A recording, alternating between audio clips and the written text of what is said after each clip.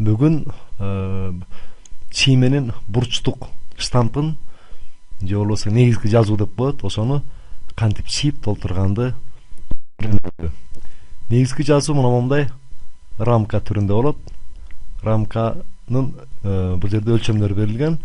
Узундугу 185, бийиктиги 55. Мына ушул рамканы чийишибиз керек. Чийгенде ар кандай ыкма менен чийсек болот. Бул тик бурчтук менен же поле сызык менен же болбосо кесинде менен эле. Биз азыр кесиндинин жардамы менен жасап көрөлү. Ал үчүн кесиндини тандап алабыз. Кесиндинин биринчи чекитин койдук. Кесинд тандалбай калыптыр. Кесиндинин биринчи чекитин койдук, каалаган жерден. Анан орто деген режимди коюшубуз керек. Анткени себеби биз сыза турган сызыктын баарысы бири-бирине перпендикуляр. Мына азыр узундугу 185 койдум. 185 кайсы жерден бүтүп атат? Мына бул жерден бүтүп атат. Карасаңар өзү бүткөн жери детиндей крестик менен биргеленип калып атат. Анан ылдыйды көздөй 55 болуш керек. 55 Enter. 55 деген жерибиз мына бул жерден бүтүп атат. Эми сол жакты көздөй кайрадан 185 мына бул жерден бүтүп атат. Анан аны эң биринчи чекит менен туташтырып коебуз. Escape'ти басалы. Ошентип рамканын сырткы келбетин чийдик. Өлчөмдөр туура коюлганын көрүш үчүн биз текшерип коелу. Бияк жагы 55 экен. Муну өчүрүп коем. Анан деген көрөлү канча экен? Узундугу 185. Туура эле экен. Анда муну да өчүрүп коеюн. Эмки этапта чие турган чийиндерибиз бул тикесинен кеткен сызыктар. Ушундай сызганыбыз ыңгайлуу болот. Эми тикесинен сызган сызыкта урулгондо биринчи сызыкты көчүрүп алып эле бияка коюп койсок болот. Аны эки түрдө көчүрсөк болот. Бирөө массив деген команда аркылуу, бирөө болсо көчүрүү деген команда аркылуу. Эгерде массив кылып койсок, жеңил болмок, бирок анда бул жердеги аралыктар бирдей болбогондуктан массивди колдонууга мүмкүн болбой калат. Ошон үчүн көчүрүү деген ыкманы колдонолу. Көчүрүүнүн командасын бастым. Ал сурап атат. Объект танда деп. Мен тандадым. Базалык чекитти койдойт, мына жерде койдум. Эми ушундан баштап ар бир тикесинен кеткен сызыктын биринчи сызыктан канча аралыкта жатканын киргизип турабыз. 7, анан 17, анан 40, 55, 65 деп. Так, мына азыр биринчи чекитти 7 деген аралыкта коебуз. Койдум. Ал сызылды, Enter'ди бастым. Андан кийинки аралык 10, Enter'ди бастым. 10 эмес, 17 болмок. 17 болмок. Ошон үчүн мен азыр муну кайрадан алып 17 деп жасайм. 17. Андан кийинки аралык 17-ге 23-ти кошкондо 40. 40. Ана 40-ка 15-ти кошом. 15. Анага туура эмес жазып койдум. Ctrl Z бастым. 40-ка 15-ти кошкондо 55 болмок. Анан 55-ке 10-ду кошсом 65. Мына эми Escape басып койдум. Бардыгы түштүбү? 1, 2, 3, 4, 5. 1, 2, 3, 4, 5. Бардыгы түшүптүр. Эми бул сызыктарды сызышыбыз керек. Бул ички сызыктарды. Алар бири-биринен бирдей аралыкта 5 мм аралыкта жайгашкан, бардыгы 11 катар. Азыр ошону пайдаланып, массив деген команда аркылуу киргизебиз. Мына массивди бастым. Так, бизде бардыгы 11 катар, мына 11 катарды киргиздим. Мамыча бирөө эле. Анан ылдыйды көздөй сызгандыктан -5 деген аралыкты коебуз. Жана эми объект танда дейт. объект тандайбыз. Объектибиз бул танданга мүмкүн эмес экен. Анткени азыр бул жердин баарысын боунун баарысын көчүрөт да, мындай ысыктарды сызып салат. А бизге бул эле жер керек. Ошон үчүн азыр бул үстүңкү ысыкты бул чекиттен экиге бөлүп коюш керек. Бягын өзүнчө ысык, бягын өзүнчө ысык кылып. Аны кантип бөлөбүз? Аны үчүн Razorbyte втошка деген бир жакшы бул жерде команда бар. Ушул команданы колдонобуз. Так. Эмне деп атат? Так. Мына кайсы чекитти, кайсы сызыкты бөлөйүн дейт. Момуну кайсы чекиттен, мына бул чекиттен бөлдүк. Карасак, мына бияк өзүнчө ысык болуп калды. Бияк өзүнчө ысык болуп калды. Эми бул сызыктан массив түзөбүз. Массивдин командасын тердик, 11-ди жаздык, -5-ти жаздык. Эми объект танда дейт. Объектини тандадык. Болду, эми Enter'ди басабыз. Окей. Мына 11 сызык сызылып калды. Так, эми карасаңар, бул биринчи сызык мынча жерден эле бүтөт экен. 1, 2, 3, 4, 5. 25 мм бүтөт экен. Аны ылдый жагы жок экен. Аны эмне кылабыз? Кантип жасайбыз? Аны үчүн ошол сызыкты бөлөбүз. Бөлдүк. Эң ылдыйкы чекиттин мышканы сол жагы менен басабыз, кызарат. Эми ошо кызарган боюнча мышканын кулагын кое бербей туруп, керектүү жерге чейин алып келебиз. Мына бул жер 1, 2, 3, 4, 5. Всё. Мына линия мындай болуп калды. Да, калгандары ордунда эле турат. Эми улам адашып кетпеш үчүн азырынча чийилген сызыктардын жоондорун жоон кылып белгилеп коелу. Ал кайсы? Бул сызык, бул сызык, бул сызык, бул сызык, бул сызык белгиледик. Эми ушуга башкача жоондукту берели. Ал үчүн бул жердеги режимге кирип, анан сызыктын жоондугун коелу. Мисалы үчүн 0,30 мм деп коеюн. Бул жерге болсо эс менен көрүнсүн дейли. Мына escape'ти бастым. Мына мондай сызык чыкты. Бул жер жоон болбой калыптыр. Аны дагы жоон кылып коелу. 0,30. Так, эми андан кийинки биздин чийчү жерибиз мына бобул бөлүк. Ушул бөлүктү чийишибиз керек. Ан үчүн эмне кылат экенбиз? Бобул чекиттен баштап жоон сызык аягына чейин, анан бул чекиттен баштап жоон сызык аягына чейин. Андан кийин ошол сызыктын ичинен бөлөбүз. Бул 3-чү клетка, ал жагынан дагы 3-чү катмар. Ан үчүн мына кесиндин алабыз. 1, 2, 3. Ушул жерден баштап аягына чейин, кесилишкенге чейин сызабыз. Сыздык. Escape. Анан ылдый жагынан дагы ошондой кылабыз. 1, 2, 3. Кесилишкен жери. Кесилишип атабы? Ийри болуп калды. Мен бияк жагына колумду кычайтып ийиптирмин. Escape. Эми бул экөө дагы жоон экен. Аны да жоон кылып коелу.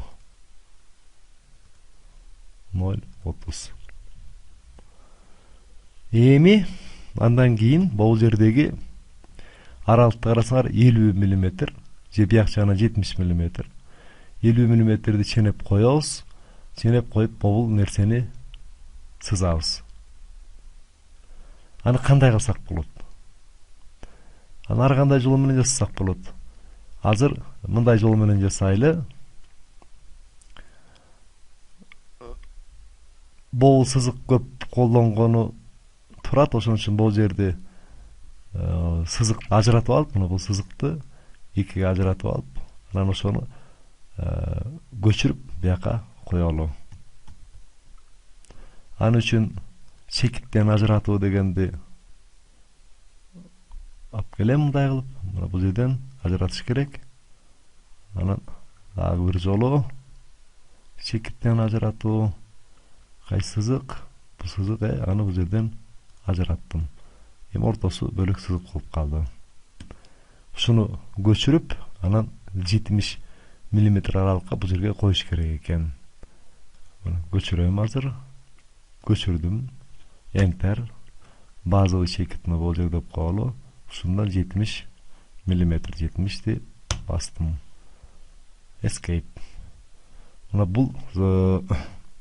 бул сызык түштү. Эми андан кийин эмне кылабыз? Андан кийин бул эки горизонталдык сызыкты сызып коеюн. Так, анда аны үчүн биз 5 мм экенин билбейбиз.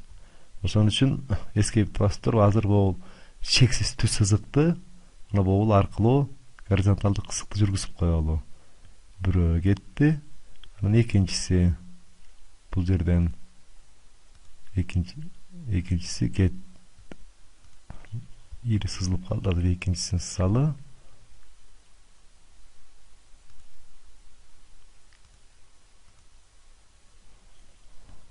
Сыздык. Эми кесинде деген команданы алып келип, бул жерден буга чейин сыздык. Дагы бир жолу бул жерден буга чейин сыздык. Эми бул жардамчы сызыкты алып таштайбыз. Жардамчы сызыкты алып таштадык. Алып таштадым. Эми ушунун ичин бөлүп чыгалы. 18, 17, 5, 5, 5 дейт. Ошондой кылып бөлөлү. Аны үчүн азыр мен бул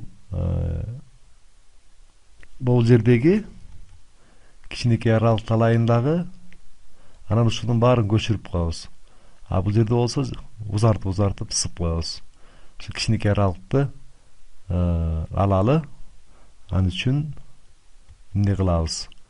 Бул сызык узун болуп атат. Бизге андай эмес, кыскасы керек болуп атат. Аны үчүн опять бул жерден чекит ажыратайын. Мен биринчи ажыраттым. Дагы бир жолу бул жерде ажыраттым.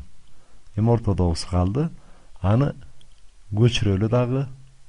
Мындай көчүрдүм. Тандадым. Эми базовый чекитин сурап атат. Бул жер болсун. Биякты көздөй 5. Enter. Дагы 5. Enter. 5 болгондо 2 жолу түшүп калды. Эми анан 10 болмок 10. Enter. Андан кийинкиси 15. Enter. Андан кийин 17. Enter. 17 эмес, албетте. Туура эмес кылдым. Анда азыр акыркы операцияны алып таштайлы. Бул копировать дегенди кайрадан жасайлы. Анткени базалык чекит бул жерде болгондон кийин ошондон эсептешибиз керек болсун. Мен 17-18 деп бул жердеги цифраны айтып коюп турмун. Копировать тандадым. Enter. Базалык чекит. Мына бул жер болсун. Эми экинчиси дейт. 5 мм. Базалык чекит туура эмес коюп алыптырмын. Кайрадан коелу. Көчүрүү тандадым. Базалык чекит бул жер болсун. Анан оң жакты өстө жылдырам. 5. Дагы бир жолу жылдырам. 10. Дагы бир жолу жылдырам. 15. 15ке 17-ни кошкондо 32 жылдырдым. Мындай сызык келди. Escape. Эми бул 3-сызыкты узартып коюш керек.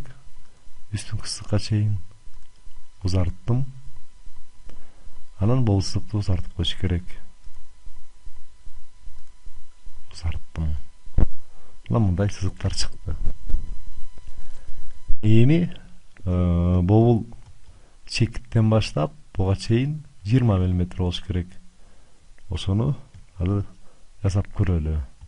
Аны үчүн бул жердеги чекитибиз өзү бөлүнүп турат, мына. Мен ушуну эле көчүрөм дагы 20 мм кийин коем. Мына көчүрүү командасы. Буну тандадым. Базовый чекити бул жер болсун. Оң жакта өстө жылдырам, 20 деп жазам. Анан окей деп жасам. Мындай болду. Эми бул жерден жоон сызык, буну жоон кылыш керек, анан муну жоон кылыш керек.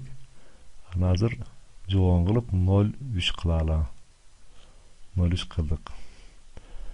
Эми бул мурунку сүрөт менен салыштырып көрөлү. Жерде баарысын эле чийгендей болдук, эчтекеси калган жок. Мына бул жерде бул эки сызык, бул сызык, анан бул сызык жоон экен. Ошону жоон кылып коелу. Ошондо бул сызык, анан астындагы сызык жоон экен. 0,30 жоон кылып койдук. Болду. Ошентип биздин штамптын чиймеси чийилип бүттү. Чиймеси. Эми ичиндеги жазууларын кандай кылабыз? Ичиндеги жазууларын кандай кылабыз? Аны бул жерде орусча жазылып турат, биз эми кыргызча жазалы. Аны үчүн биринчи тексттин стилине ушул штамп жасылгыдай кылып жаңы стиль киргизели. Мен мына штамп деп эле жазып коеюн. Ой, англисче болуп кетиптир. Штамп. Окей. Эми муну Arial деген кала берсин. Жазылуусу курсив менен болсун. Курсив болгондон кийин тамга өзү эле кыйшайып түшөт. Ал бул тексттин бийиктиги 2,5 эле болсун. Биз бул жерде 5 мм калып атат, ошондо ортосуна жасылыш үчүн 2,5 мм туура эле болот. Мына тексттин стилин жасадык. Эми текстти жазып көрөлү. Бизге көп саптуу же бир саптуу, менин оюмча көп саптуу ылайыктуу. Анан кантип жасабыз? Мына бул жерден изм деген жазуу бар, измерить деген. Бул жерге кайсы чек арасы кайсы болсун дейт. Ошо клетканын эң сол жактагы өйдөкү бурчу, анан оң жактагы дыйкы бурчуна мындай жасабыз. Эмне деп жасабыз? Чен деп жасабыз. Чен жазып атам. Чоң тамга Ч, Н. Чен.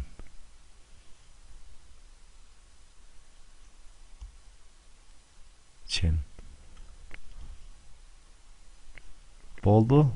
Калган окшойт. Эми окей деп басабыз. Мына чен деп жазылды. Байкасаңар, бул Ч деген тамга почти окулбай калат. Ошон үчүн баш жагынан бир пробел калтырып коелу. Андан кийин лист. Лист деген кыргызча барак деген сөз, Аны азыр ошого келели. Же бит. Ана бул бурчка алып келдим. Экинчи бурчка алып келдим.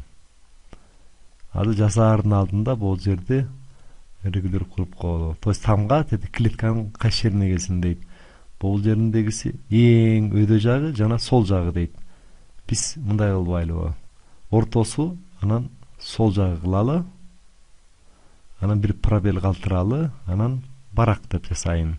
Же бет деп жасайынбы? Муну биринчи эле бетине, бир эле бетине чийилгендиктен барак туура эле болот. Барак. Бар, анан чекит деп коеюн. Окей. Мына бул жакшы түштү. Анан документтин номеру деп жасабыз бул жерге. Мына буну алып келдим. Так. Жанакы жылып кетпептирби? Ай, жылып кеткен турбайбы? Так.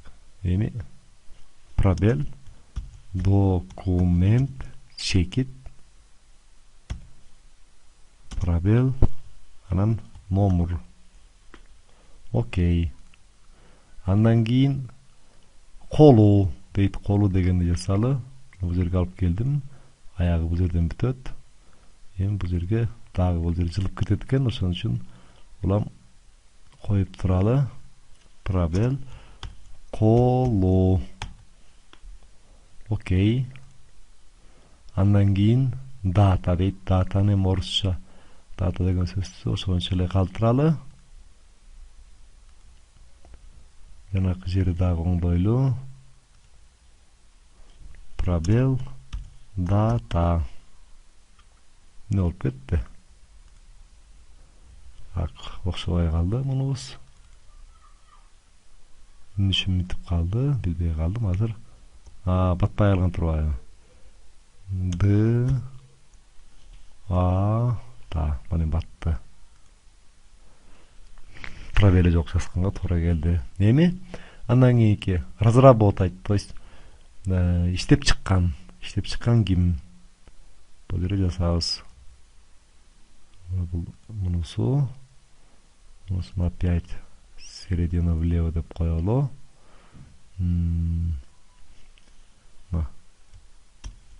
Иштеген. Окей. Андан кийин текшерген дейт. Текшерген дегенди бул жерге, анан бул жерге коеюн. Буну дагы кылып коелу. Текшерген. Текш деп эле коелучу. Текшер деп туруп чекти коюп коеюн. Окей. Андан кийин техникалык текшерүү.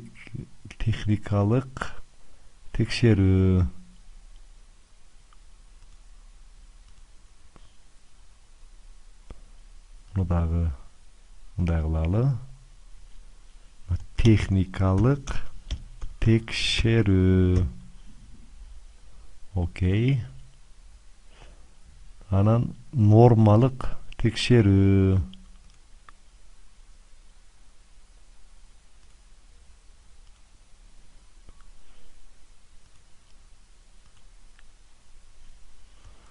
Normal чекит, текшерүү, чекит.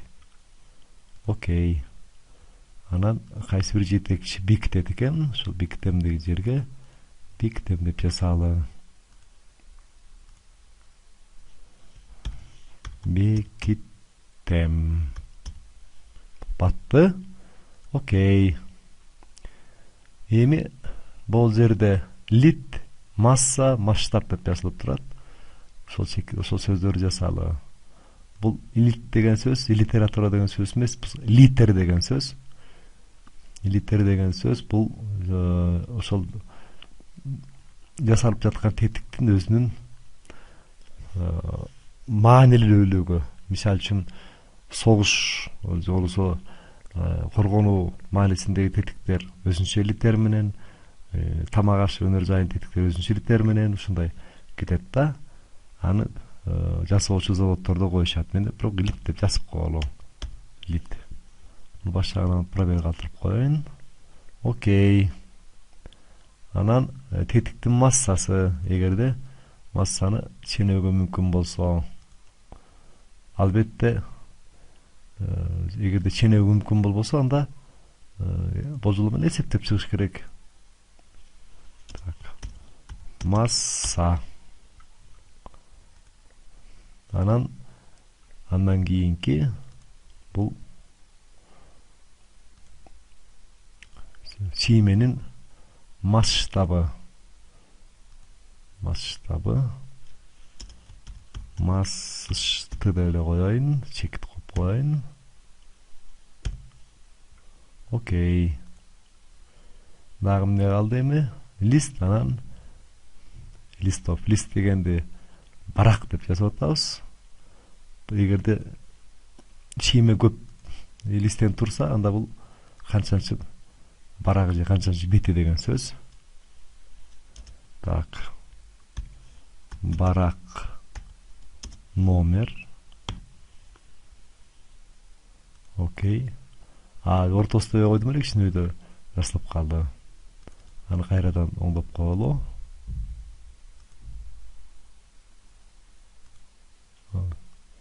Андан кийинкиси бардыгы канча барак дейт. Бардыгы канча барак дегенде жасалы. Бардыгы канча барак. Бардыгы. Же болсо бардык барак деп коеюн. Окей. Бардык барак канча. Ошону айтат да. Мына ошентип штампты жазганды үйрөндүк. Кечирип койгола, бул жерде бир сызыгыбыз аягына чейин чыкпай калыптыр. Мына бул жердеги сызык калып калыптыр. Азыр ошону улантып коелу. Аны үчүн бул сызыкка келебиз, бул сызыкка, ылдыйкы сызыкка. Анан ылдыйкы чекитин кызартып басам, анан ылдыйды көздөй созуп коем. Мына мындай жазылып калды. Эми мунун баарысын биз блок кылып жазып койсок болот. Жок, блоктун кереги жок десеңер, анда ошончо калтырабыз. Эгерде блок түзгүбүз келсе, анда мынтип түзөбүз. Мына чийүү, анын ичинен блок деген көрбөй атайм, мына көрдүм. Түзүү атын коебуз. Stamp деп. Анан stamp деп коебуз. Ана объектилер тандагыла дейт. Азыр объектилер тандагыла дейт. Ошону тандайлы. Аны үчүн мындай кылып бөлөлү.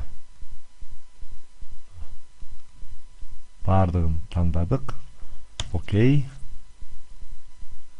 Анан блок кылып кайрадан түзөйм дейт. Ооба дедик. Анан окей дедим. Эми башка бир чертөшкө койгон учурда кайсы чекит аркылуу койгон ыңгайлуу. Мына бул чекит аркылуу койгон ыңгайлуу. Мына ошону базаркы чекит деп коебуз. Мына моундай штамп деген чыкты. Муну жаап коебуз. Эгерде азыр бир жакка кое турган болсок, муну баары бир блок болуп калды. Чогуусу менен көчүрүп алып эле ошол жерге кое беребиз. Ошо менен бурчтук штамп чийгенди үйрөндүк.